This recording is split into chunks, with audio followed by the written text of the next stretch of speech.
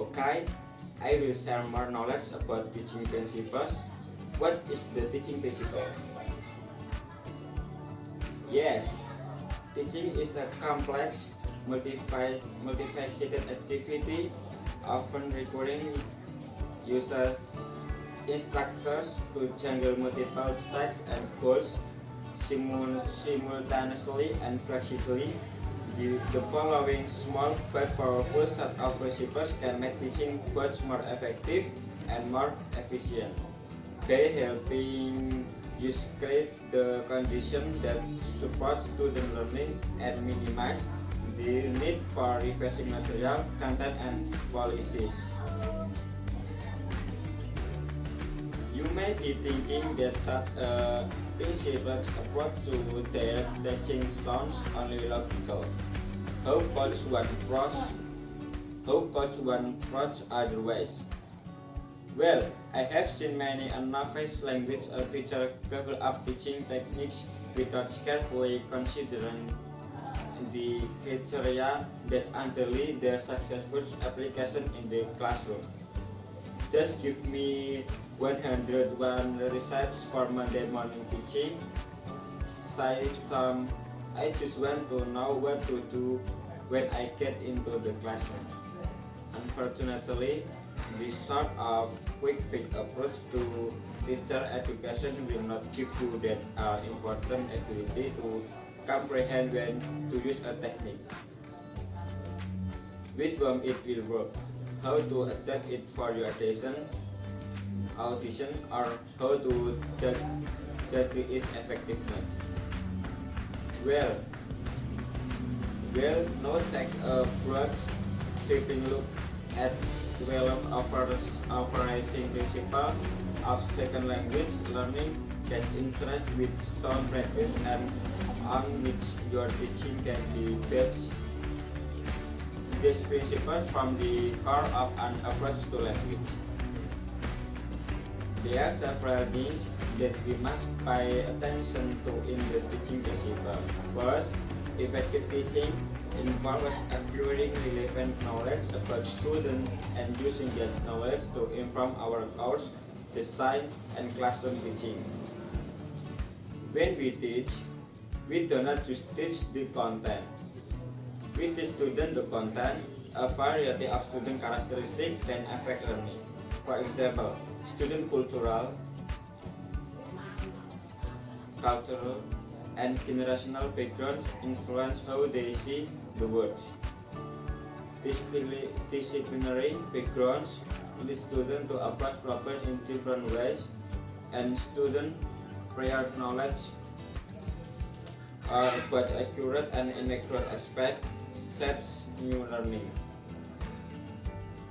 Second, effective teaching involves aligning the three major components of instruction: learning objective, assessment, and instructional activities. Taking the time to do this upfront sometimes in the end leads to a better course. Then the third, effective teaching involves articulating explicit expectations regarding learning objective and policies. There is amazing variation in what is expected of students across American classrooms and even within a given discipline. For example, what constitutes evidence might differ greatly across courses. What is permissible collaboration in one course must be considered cheating in another. Then the fourth, effective teaching involves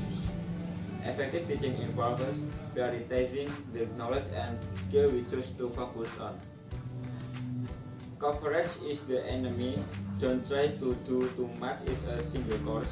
Too many topics works against student learning. So we must make decisions, sometimes difficult ones, about we will and will not include in course about what we will and will not include in a course. 5. Effective teaching involves recognizing and overcoming our expert blind spots. We are not our students. As experts, we tend to access and apply knowledge automatically and unsuccessfully.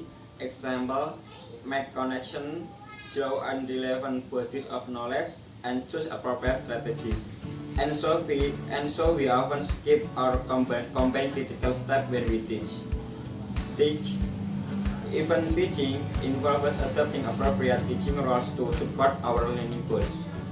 Even though students are ultimately responsible for their learning, the roles we assume as instructors are critical in building student thinking and behavior. We can take on variety of roles in our teaching, example, synthesizer, moderator, challenger, commentator. Go. And the last one is effective teaching involves progressively refining our course based on reflection and feedback. Teaching requires adapting. We need to continually reflect on our teaching and be ready to make change when appropriate. Example, something is not working, we want to try something new. The student population has changed or there are emerging issues in our fields. Okay, and I think this is my explanation of teaching principle. Thank you for watching. Wassalamualaikum warahmatullahi wabarakatuh.